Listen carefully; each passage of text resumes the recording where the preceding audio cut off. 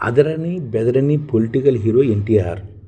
ఒకే ఒక్కరు ఎన్టీఆర్ అనమాట. ఇందిరాగాంధీ ఒంటి చేత్తో దేశ రాజకీయాలు సాధిస్తున్న రోజుల్లోనే, ఆమెను రాజకీయంగా ఢీకొనడానికి ఎవరు సాధించిన రోజుల్లోనే ఎన్టీఆర్ ఆమెకి ఎదురొడ్డి ప్రాంతీయ పార్టీని స్థాపించి ఇందిరాపై రాజకీయ యుద్ధం చేసిన అదరని బెదరని పొలిటికల్ హీరో ఎన్టీఆర్ అనమాట. ఎన్నికల్లో ఓడిపోతే తన పాతాలను తొక్కే ప్రమాదం తెలిసిన వెనుకంజ వేయకుండా పోరాడిన ఎన్టీఆర్ 1982లో ఎన్టీఆర్ తెలుగుదేశం పార్టీని స్థాపించి అసెంబ్లీ ఎన్నికలు ఎదుర్కొని టీడీపీకి తగిన సమయం ఇవ్వకూడదు ఉద్దేశంతో కాంగ్రెస్ నాయకులు తమ ఎన్నికలు ముందుకు జరిపించి ఎన్నికలను టీడీపీకి అవకాశం ఇవ్వకూడదని ఎన్నికలు ముందుకు జరిపించారన్నమాట. 9 నెలల్లోనే పార్టీ పెట్టి ముఖ్యమంత్రి పీఠాన్ని ఆదరించారు. అప్పట్లో ముందు ఎన్నికలు జరిపించారు. అందుకనే ఎన్టీఆర్ చైతన్య రథం పై ప్రజల్లోకి ముందుగా వెళ్ళి పోరాడనమాట.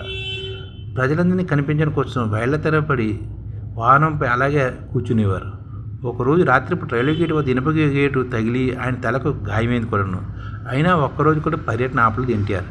అప్పటి వరకు సినిమా హీరోగా సౌకర్యం జీవితం గడిపిన ఆయన ఈ రాజకీయాల్లో వచ్చి సౌకర్యాలను పక్కన పెట్టి రోడ్ల మీదే స్థానాలను చేసేవారన్నమాట.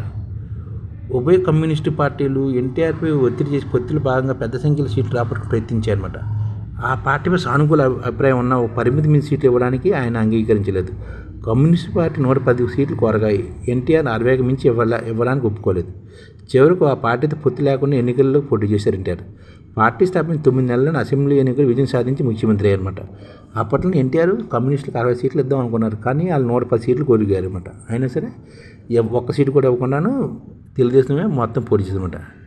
సీఎం అయిన ఏడాదిన్నరకే ఎన్టీఆర్ ముఖ్యమంత్రి అయ్యాక ఏడాదిన్నర వ్యవధిలో కుట్ర పన్ని టీడీపీలో చీలికి తెచ్చి ఆయన సీఎం పట్టం నుంచి దించేశారు.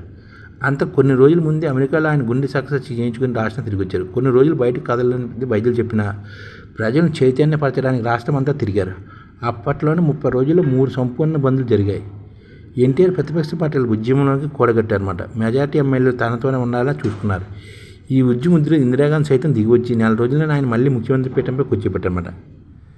ఇందిరాగాంధీ సానుభూతి పవనాల్లోనూ ఎన్టీఆర్ విజయం సాధించారన్నమాట. 1984 నాటి ఇందిరాగాంధీ హత్యకు గురయ్యారు. ఆయన చివరి లోక్సభ ఎన్నికలు జరిగాయి. దేశవ్యాప్తంగా సానుభూతి పవనాలు వీడంతో కాంగ్రెస్ ఘన విజయం సాధించింది. ఒక్క ఆంధ్రప్రదేశ్లో మాత్రం ఆ ప్రభావం కనిపిస్తుంది. ఎన్టీఆర్ బలంగా ముఖ్యమంత్రి పీఠంపై దించాలని కాంగ్రెస్ ఆగ్రహంతో ఉన్న ప్రజలు టీడీపీ పట్టం కట్టారు. అప్పట్లో ఉమ్మడి రాష్ట్రంలో 42 లోక్సభ స్థానాల్లో మిత్రపక్షంతో సహా టీడీపీ 35 సీట్లు వచ్చాయి. ఇందిరాగాంధీ చనిపోయినా సరే ఆ టైంలోని ఇందిరాగాంధీకి సానుభూతి ఓట్లు పడిన ఎన్టీఆర్కి మటుకు 35 సీట్లు వచ్చాయన్నమాట. దేశ చరిత్రలో మొదటిసారి లోక్సభలో ప్రధాన ప్రతిపక్షంగా ఒక ప్రాంతీయ పార్టీ వ్యవహరించిన ఘనత టీడీపీకి దక్కిందన్నమాట. ఇందిరాగాంధీ చనిపోయిన తర్వాత ప్రతిపక్షంగా తెలుగుదేశం పార్టీ ఉండేది అనమాట. అప్పట్లో పెద్ద పార్టీ కింద. అలాగే తొలిసారి సంపూర్ణ మద్య నిషేధం కూడా ఎన్టీఆర్ఏ విధించారు. ఉమ్మడి రాష్ట్రంలో సారా వ్యతిరేక ఉద్యమం జరుగుతున్న సమయంలో టీడీపీ ప్రతిపక్షంలో ఉందన్నమాట. అధికారంలో సంపూర్ణ మద్య నిషేధం అమలు చేస్తామని తన మానస పుత్రికని ₹2 కిలో బియ్యం పథకాన్ని మళ్ళీ అమలు చేస్తామని ఎన్టీఆర్ ప్రతిపాదించారు. రాష్ట్రానికి ఉన్న బడ్జెట్ పరిమితులు ఈ 2 అమలు చేయడం సాధ్యం కాదని, ఒక దాని వల్ల వచ్చే ఆదాయం పోతుందని, మరో దాని వల్ల ఖర్చు పెరుగుతుందని పార్టీ నేతలు ఆయన చెప్పారు. ఏదో ఒక హామీ ఇస్తే సరిపోతుందని వాదించారు. అయినా ఎన్టీఆర్ ఒప్పుకోకుండా 2 హామీలు ప్రకటించారు. అధికారంలోకి వచ్చిన తర్వాత 2 హామీలు అమలు చేశారు. రాష్ట్రం సంపూర్ణ మద్య నిషేధం అమలు కావడంతో ఇదే ప్రథమం. చివరి పర్యాయం కూడా తాను ముఖ్యమంత్రిగా కొద్ది రోజుల కాలం మద్య నిషేధాన్ని ఏకరీతిగా అమలు చేశారన్నమాట. జాతీయ స్థాయిలో కీలక పాత్ర కూడా పోషించారు. కాంగ్రెస్ దెబ్బకు పదవీకాలం పూర్తి కాకుండానే ఒకసారి తన ప్రభుత్వం అడ్డంగా పడిపోయిన ఎన్టీఆర్ ఏమాత్రం బెదరలేదు. కాంగ్రెస్ వ్యతిరేకంగా దేశవ్యాప్తంగా ప్రతిపక్షాలను ఏకతరపు తీరానికి కృషి చేశారు. సైద్ధాంతిక వేర్వేరు దారులు ఉన్న జనతాదళ్, బీజేపీ, వామపక్షాలు వివిధ ప్రాంతీయ పార్టీ నేతలను కూడగట్టి సదస్సులు నిర్వహించారు. ఒక ప్రాంతీయ పార్టీ నేతగా ఉండి జాతీయ అధికార పార్టీపై పోరాటం, అందరికీ కూడగట్టిన ధైర్యం చేయడమే ఎన్టీఆర్ ప్రత్యేకత. ఆయన కృషితో జాతీయ స్థాయిలో అన్ని ప్రతిపక్ష పార్టీలతో నేషనల్ ఫ్రంట్ ఏర్పడింది. దానికి ఆయనే అధ్యక్షుడిగా వ్యవహరించారు.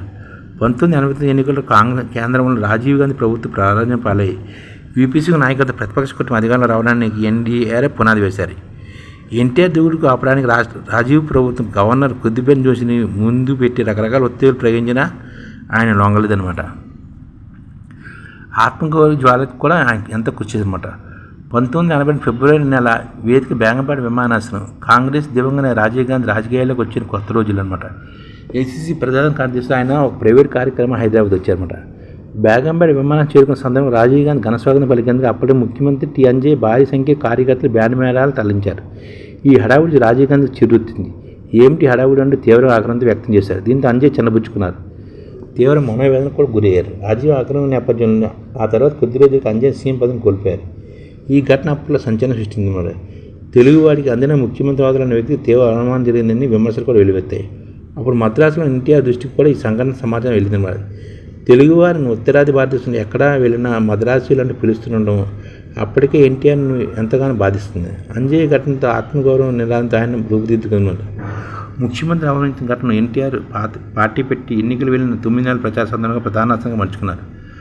ఆత్మగౌరవ నినాదం సుస్థిర స్థాయిలో ప్రదర్శించారు. ఈ పరిణామంతో అప్పుడు ఏకగ్రీవం సాగిన కాంగ్రెస్ కోలుకొని దెబ్బతిందంటే ముఖ్యమంత్రిని అవమానించారు. తెలుగువారికి ఆత్మగౌరవం దెబ్బతీరిందని ప్రచారం చేయడానికి ఎన్టీఆర్కి ఈ సంఘటన ఎంతగానో ఉపయోగపడమాట. అందుకని అదర్ని బెదక పొలిటికల్ హీరోగా ఎన్టీఆర్ విజయం సాధించారు. ఈ విధంగా ఈ ఛానల్ ముఖ్య ఉద్దేశం ఏంటంటే మన తెలుగు రాష్ట్రాల్లో 1 కోటి మందికి సంఘటిత రంగాల్లో ఏ విధంగా ఉద్యోగాలు ఇవ్వవచ్చు, కనీస నెల జీతం 30,000 వరకు ఏ విధంగా ఇవ్వవచ్చు, ఏ విధంగా చేస్తే ఉద్యోగాలు సృష్టించబడతాయో వివరిస్తూ ఈ ఛానల్ వీడియోలు వస్తాయి. అలాంటి వీడియోలు మీకు కావాలంటే మన ఐడిఎఫ్ భాస్కర్ ఛానల్ని సబ్స్క్రైబ్ చేసుకోండి. ఐడిఎఫ్ అంటే ఇండియన్ డెవలప్మెంట్ ఫోర్స్. ఈ వీడియోలు చూసిన తర్వాత మీకు నచ్చితే లైక్ చేయండి, మీ ఫ్యామిలీ మెంబర్స్కి షేర్ చేయండి, మరియు మీ ఫ్రెండ్స్కి షేర్ చేయండి. Thank you. నమస్కారం.